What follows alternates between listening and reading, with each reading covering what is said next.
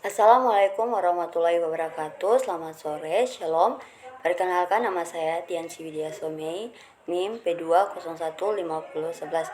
Di saat ini saya akan membawakan rangkuman materi kewarganegaraan. Yang berikut materi yang pertama yang akan saya bahas adalah Pancasila sebagai sistem filsafat. Yang pertama adalah pengertian filsafat. Secara etimologi, filsafat berasal dari bahasa Yunani, yaitu philein, yang artinya cinta, dan sophos yang artinya hikmah atau kebijaksanaan. Jadi secara harfiah, istilah filsafat mengandung makna cinta, kebijaksanaan. Yang kedua adalah cabang-cabang filsafat. Yang pertama adalah metafisika. Metafisika membahas tentang hal-hal yang bereksistensi di balik fisis, yang meliputi bidang-bidang ontologi, kosmologi, dan antropologi. Yang kedua adalah epistemologi. Epistemologi ini berkaitan dengan persoalan hakikat pengetahuan. Yang ketiga adalah metodologi. Metodologi ini berkaitan dengan persoalan hakikat metode dalam ilmu pengetahuan. Yang keempat adalah logika. Logika ini berkaitan dengan persoalan filsafat berpikir, yaitu rumus-rumus dan dalil-dalil berpikir yang benar. Yang kelima adalah etika, berkaitan dengan moralitas. Moralitas ini adalah tingkah laku manusia. Yang keenam adalah estetika. Estetika berkaitan dengan persoalan hakikat keindahan. Yang ketiga adalah rumusan kesatuan sila-sila Pancasila sebagai suatu sistem, yaitu pengertian sistem. Sistem adalah suatu kesatuan bagian-bagian yang saling berhubungan, saling bekerja sama untuk suatu tujuan tertentu, dan secara keseluruhan merupakan suatu kesatuan yang utuh. Yang berikut adalah susunan kesatuan sila-sila Pancasila yang bersifat organis. Jadi, Pancasila merupakan suatu kesatuan majemuk tunggal. Setiap sila tidak dapat berdiri sendiri, terlepas dari sila yang lainnya, dengan antara sila satu dengan yang lainnya. Yang berikut rumusan sila-sila Pancasila sebagai suatu sistem filsafat. Yang pertama adalah dasar antropologis, yang kedua dasar epistemologis, yang ketiga dasar aksiologis. Yaitu sekarang kita masuk pada materi yang kedua, yaitu Pancasila sebagai ideologi nasional.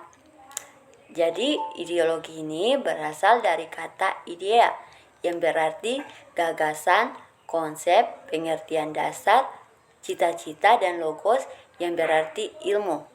Jadi kata idea ini berasal dari bahasa Yunani, yaitu eidos, yang artinya bentuk. Jadi secara harfiah, ideologi berarti ilmu pengertian dasar. Ideologi ini terbagi menjadi dua, yaitu ideologi tertutup dan ideologi terbuka. Makna ideologi bagi bangsa dan negara.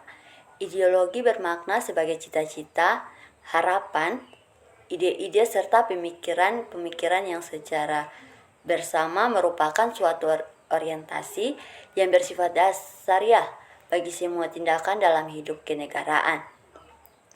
Yang pertama adalah aksiologi. Aksiologi adalah istilah yang berasal dari kata Yunani, yaitu axios, yang artinya suatu atau yang artinya sesuai atau wajar. Sedangkan logos berarti ilmu. Yang berikut, yang kedua adalah ontologi. Jadi ontologi berasal dari istilah filosofi, di mana ontologi diartikan sebagai cabang ilmu dari metafisika yang berhubungan dengan alam dan relasi-relasi yang dimilikinya. Yang ketiga adalah kosmologi. Kosmologi yaitu dalam bahasa Inggris adalah kosmologi, dan dari bahasa Yunani yaitu kosmos, yang atau dunia semesta alam. dan logos ilmu tentang alasan pokok-pokok bagi suatu pertimbangan. Jadi kosmologi adalah ilmu tentang alam semesta sebagai suatu sistem rasional yang teratur. Sekarang kita masuk pada materi yang kedua. Yang ketiga adalah Pancasila sebagai dasar negara. Jadi, dasar negara Indonesia dalam pengertian historisnya merupakan hasil pergumulan pemikiran para pendiri negara atau the founding father untuk menemukan landasan atau pijakan yang kokoh untuk di atasnya didirikan negara Indonesia merdeka. Yang berikut, hubungan Pancasila dengan pembukaan Undang-Undang Negara Republik Indonesia tahun 1945 dapat dipahami sebagai hubungan yang bersifat moral dan material. Moral artinya tata kehidupan bernegara tidak hanya bertopang pada asas sosial, ekonomi, politik, akan tetapi dalam perpaduannya dengan keseluruhan asas yang melekat padanya, yaitu perpaduan asas-asas kultural, religius, dan asas-asas kenegaraan yang unsur-unsurnya terdapat dalam Pancasila. Yang kedua adalah material. Material pokoknya atau isi pembukaan yang tidak lain adalah Pancasila.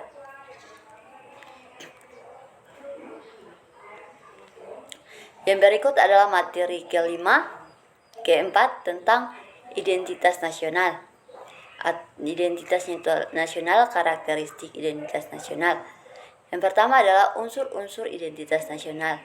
Identitas nasional hakikatnya merupakan manifestasi nilai budaya yang tumbuh dan berkembang dalam berbagai aspek kehidupan suatu bangsa atau nation dengan ciri khas. Yang kedua adalah pelaksanaan unsur identitas nasional. Hakikat identitas nasional Pancasila, akultasinya tercermin dalam berbagai penata kehidupan, misalnya dalam pembukaan undang-undang sistem pemerintahan, nilai-nilai etika, moral, tradisi, mitos, dan ideologi yang secara normatif diterapkan dalam pergaulan baik tataran nasional internasional. Yang berikut adalah pemberdayaan identitas nasional. Tantangan globalisasi bersifat disintegrasi dan mengancam eksistensi bangsa dan negara kesatuan yang berdasar ideologi Pancasila. Tantangan bersifat sentrifugal, bersumber dari faktor eksternal dan internal. Yang berikut kita masuk pada materi yang kelima adalah negara dan konstitusi. Konstitusionalisme adalah suatu gagasan atau paham yang menyatakan bahwa suatu konstitusi atau undang-undang dasar harus memiliki fungsi khusus, yaitu membatasi kekuasaan pemerintah dan menjamin hak-hak warga negara. Yang kedua adalah konstitusi negara. Secara luas berarti keseluruhan dari ketentuan dasar atau hukum dasar atau droit konstitusional, baik tertulis maupun tidak tertulis, secara sempit atau terbatas, berarti merupakan piagam dasar, undang-undang dasar. Yang berikut adalah kedudukan konstitusi, yaitu hukum dasar dan hukum tertinggi. Yang berikut adalah tujuan konstitusi. Tujuan konstitusi adalah memberi pembatasan sekaligus mengawasi terhadap kekuasaan politik, melepas kontrol kekuasaan dari penguasa itu sendiri, memberi batasan-batasan ketetapan bagi para penguasa dalam menjalankan kekuasaannya. Yang berikut kita masuk pada materi yang keenam, hak dan kewajiban warga negara. Warga negara adalah orang-orang bangsa Indonesia asli dan orang-orang bangsa lain yang disahkan dengan undang-undang sebagai warga negara.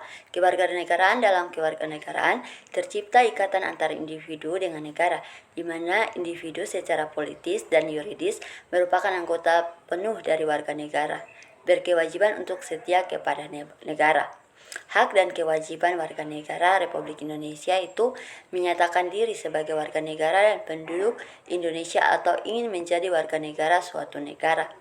Kewajiban dasar warga negara yaitu menjunjung tinggi nilai-nilai manusia dan keadilan atau pembukaan Undang-Undang 1945 alinea pertama. Kita masuk pada materi yang ketujuh adalah demokrasi Indonesia. Pengertian demokrasi secara etimologis berasal dari bahasa Yunani, yaitu demos dan kratos. Demos rakyat dan kratos kekuasaan pemerintah. Demokrasi adalah pemerintahan rakyat, yaitu pemerintahan dibentuk dan dijalankan atas kehendak kedaulatan rakyat. Jenis demokrasi yaitu demokrasi langsung adalah jenis demokrasi yang pelaksanaannya diwujudkan dengan keterlibatan langsung rakyat dalam proses pengambilan keputusan. Yang kedua, demokrasi tidak langsung. Kita masuk pada materi yang berikut adalah ideologi demokrasi. Demokrasi liberal, demokrasi tidak langsung, atau perwakilan. Berikut adalah prinsip negara demokrasi. Pemilihan umum yang jujur dan adil, pemerintahan berdasarkan peraturan perundang-undangan, partisipasi masyarakat dalam pemerintahan, kebebasan informasi publik, supremasi hukum, dan penegakan hak asasi manusia. Kita masuk pada materi yang ke-8 adalah negara dan hukum HAM. Jadi, HAM adalah seperangkat asas dan akidah yang mengatur kehidupan manusia dalam masyarakat dan meliputi juga lembaga dan proses yang mewujudkan berlakunya kaidah tersebut dalam kenyataan. Konsep negara hukum yaitu demokrasi Islam, Restat, rule of law, social legislatif, negara hukum Pancasila. Yang berikut adalah tujuan hak asasi manusia, yaitu mempertahankan hak dasar manusia yang mutlak oleh setiap manusia sebagai individu secara lahir hingga mati. Pengertian hak asasi manusia dalam bahasa Indonesia adalah hak-hak bersifat melekat yang secara alamiah manusia tidak bisa hidup tanpa adanya hak asasi tersebut. Konsep dan ciri-ciri negara hukum. Jadi konsep negara hukum menurut Jimli yaitu supremasi hukum, persamaan dalam hukum, asasi legislatif, pembatasan hukum, organ-organ eksekutif independen. Ciri-ciri negara hukum itu menurut F.J. Stahl itu pengakuan terhadap hak-hak asasi manusia, pemisahan kekuasaan negara, pemerintahan berdasarkan undang-undang, adanya peradilan administrasi. Mungkin itu saja materi yang saya bawakan saat ini. Sekian dan terima kasih.